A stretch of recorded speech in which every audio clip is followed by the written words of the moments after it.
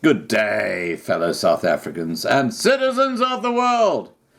Now, last week we covered what happened in Ottosdal, where these rioters, not protesters, let's get our terminology right, they're not protesters, they are criminals, they're rioters, went and they burnt down not only the municipality, they burnt down the library, which is apparently a high-tech library worth about 12 million rand that had only been there 4 years.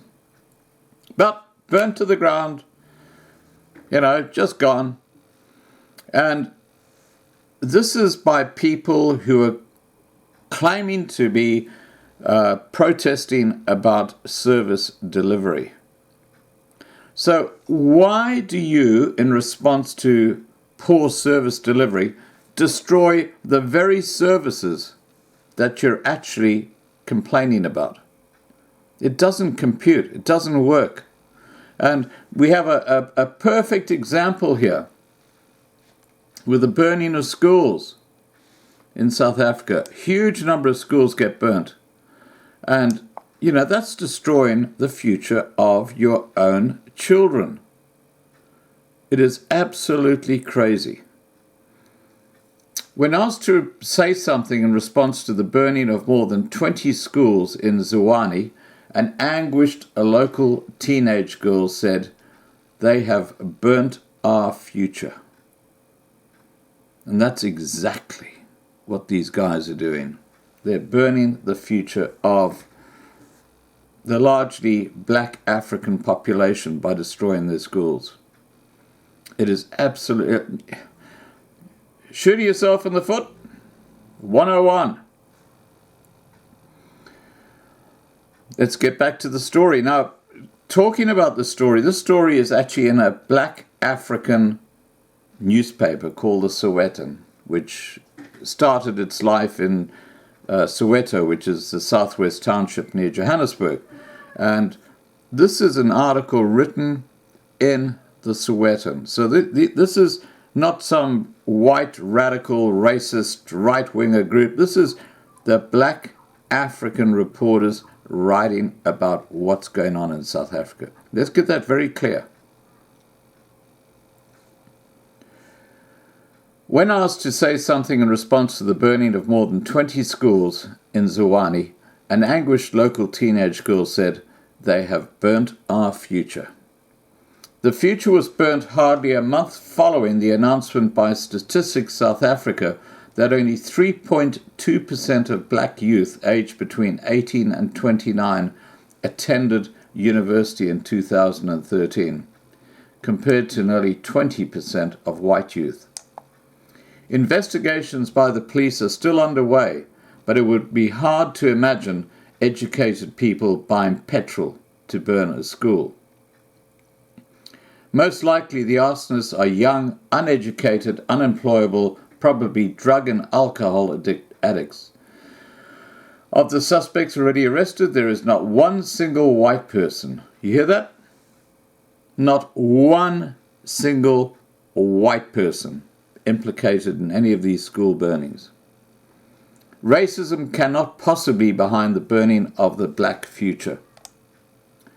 What we're dealing with here is African backwardness of the worst kind, the kind that is dangerous to the very people trapped in it.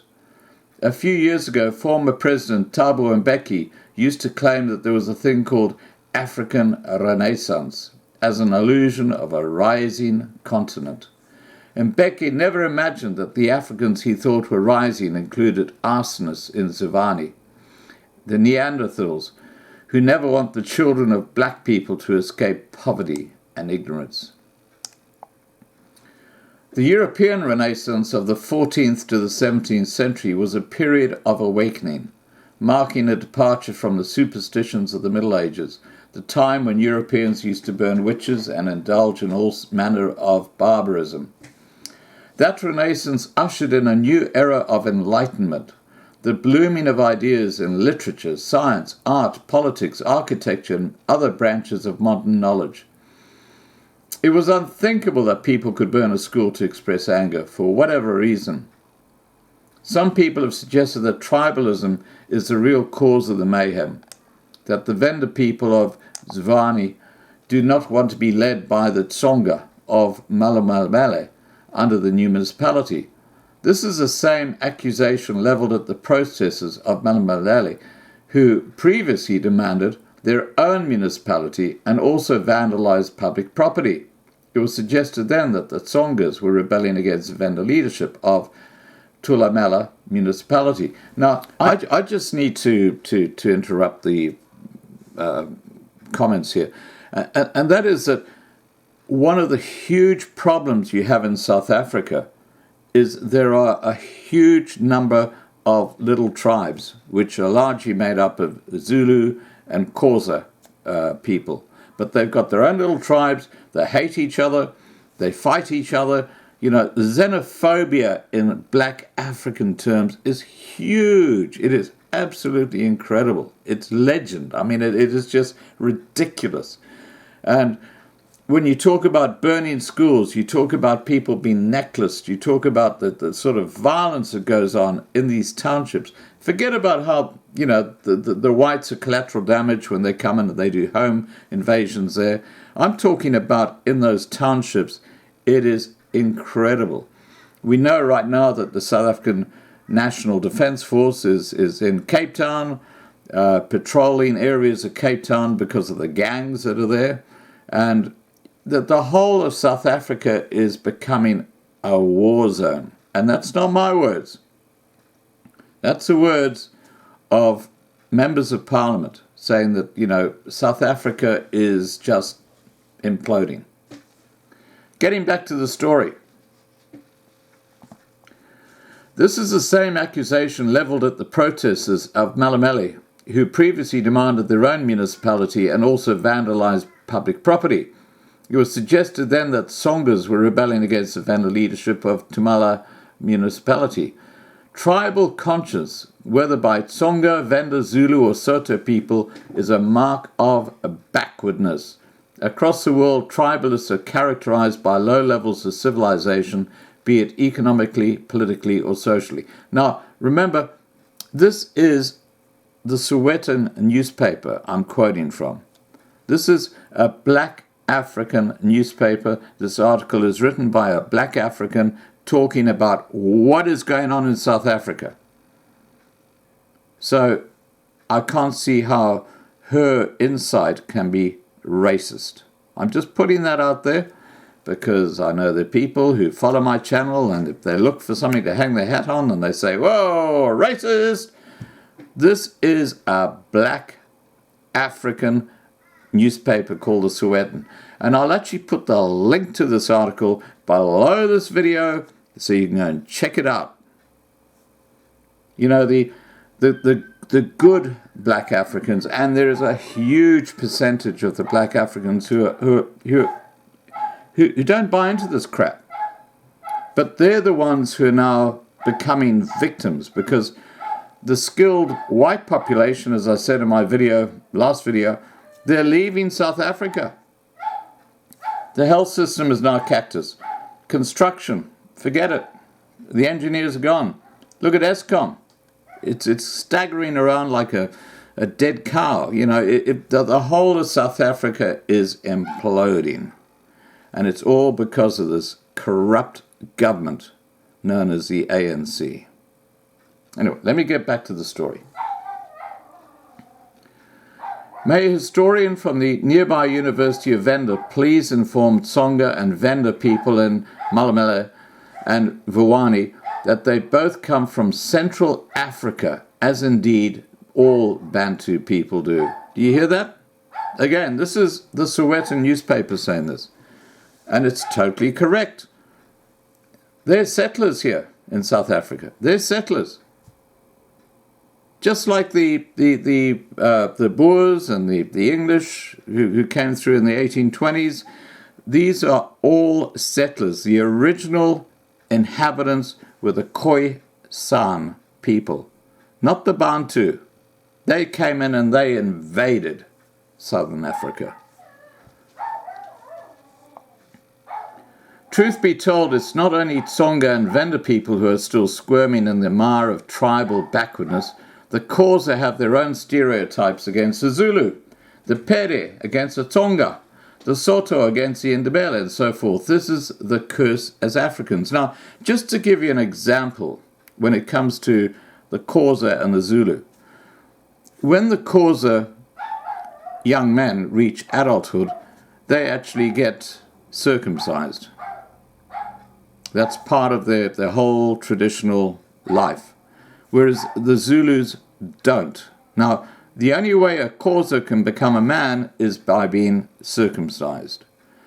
So, when a Xhosa and a Zulu have a bit of a fight, the Xhosa says, "You're not a man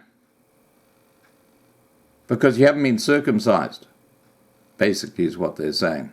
And that's how they disrespect the Zulu. The Zulu are, you don't want to take on the Zulu.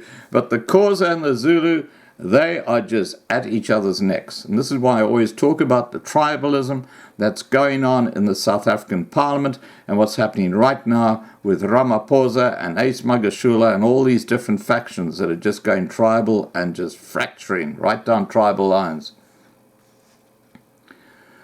Getting back to the article, it is the same curse that drove the people of Rwanda to massacre each other in 1994, and those of the Democratic Republic of Congo to slaughter each other for years before and after the dethronement of Mobutu Sese Seko.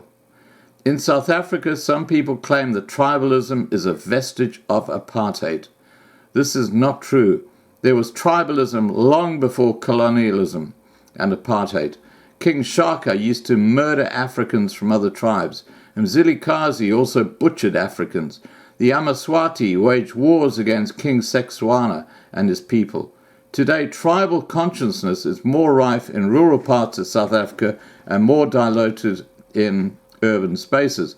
Gauteng is the most detribalized province. Your tribe matters less in Gauteng and more in the Eastern Cape, KwaZulu-Natal, Limpopo and other places.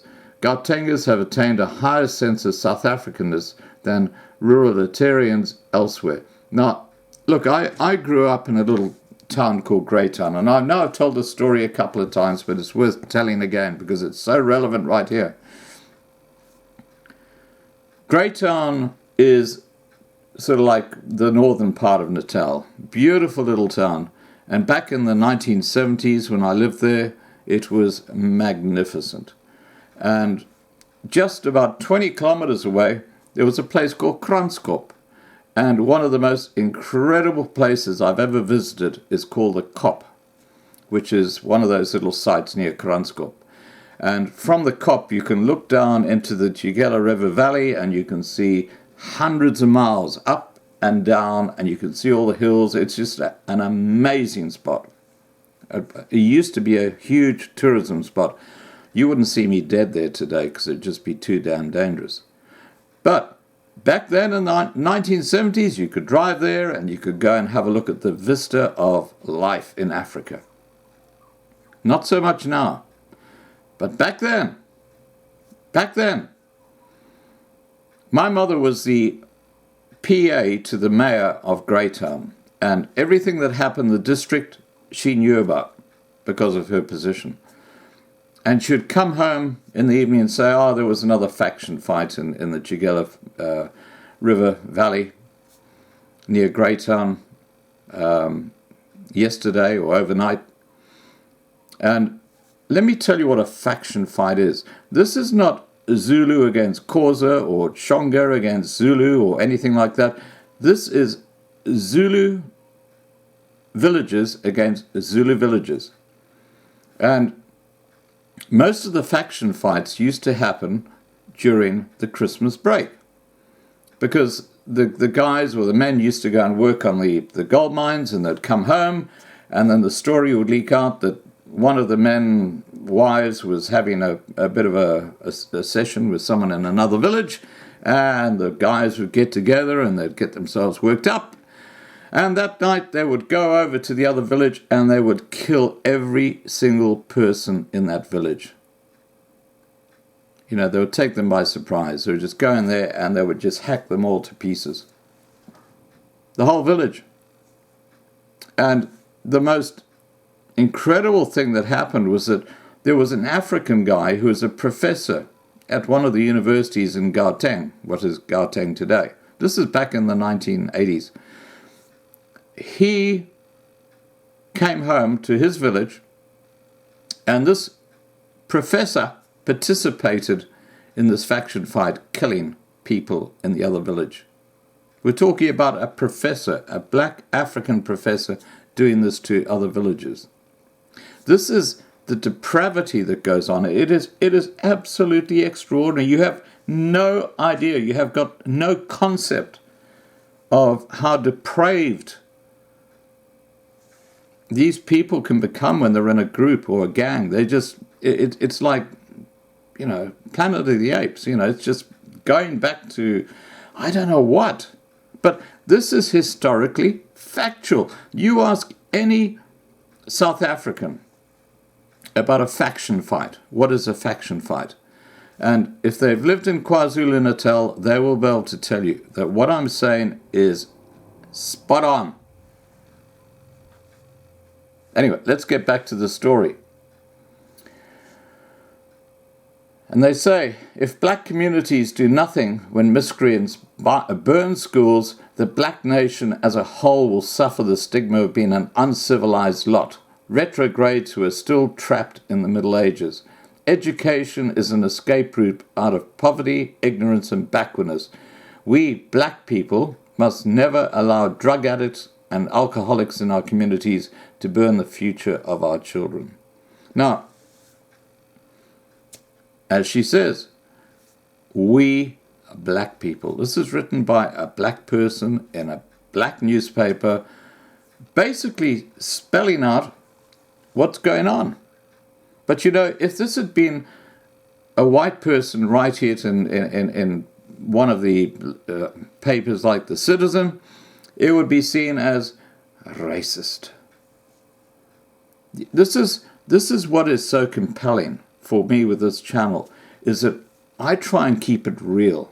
And I have to be so friggin' careful because, I have so many subscribers, and I know that videos I put up get complaints and, whatever. And I am not a racist person. If you guys knew what I've done for people of color in the past, and my track record is there. I wrote the book on the Griqua people, the colored people, which is now their accepted history in South Africa. It took me 30 years to write that book. And it really gives a perspective of life for them from 1652 going all the way through to today. Not only that, but I personally initiated what's called village homestays. And I started that in Fiji back in the 1990s. I helped thousands of Fijian villages, because I live in Australia and Fiji's quite close. I helped thousands of Fijian villagers get out of poverty. They were able to rebuild their villages because of tourism coming into their village, and they got the economic benefit. Whereas what was happening was they were going, before this, to just go and work in hotels, local hotels, being paid a pittance, and they got nothing. So this completely empowered them. If that makes me a racist, and I will put down the website of my village homestay business. The first one I set up, fijibure.com. This is back in the 1990s. And, I never try and big note myself, but I'm just covering my own ass, because when I see an article like this, which is written by a black African who's talking about how they're just shooting themselves in the foot, the craziness of it all, I know that there are people lurking out there who will say, oh, we're going to complain about this video. And I just want to make sure that all the corners are covered.